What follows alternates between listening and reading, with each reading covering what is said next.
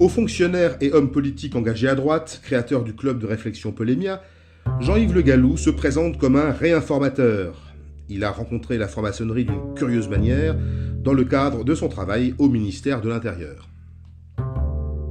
L'histoire des fiches, c'est en 1905, quand le ministre de la Défense de l'époque, Grand Orient de France, demandait le fichage des officiers pour savoir notamment s'ils allaient à la messe ou à défaut si leur femme y allait, etc.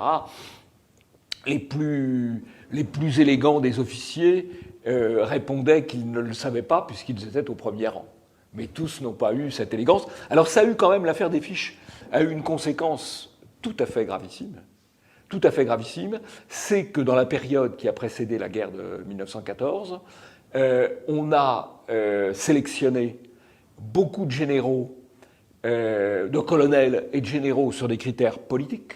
On promouvait sans doute ceux qui étaient francs-maçons et ceux qui se soumettaient servilement à ce pouvoir. Et le résultat a coûté très cher en 1914, puisqu'il a fallu remplacer, quelques mois après le début de la guerre, 150 généraux qui étaient totalement incapables. Et donc, cette politisation de l'armée dans la période qui a précédé la guerre de 14, et cette soumission de l'armée au Grand Orient de France dans la période qui a précédé la guerre de 14, a coûté des dizaines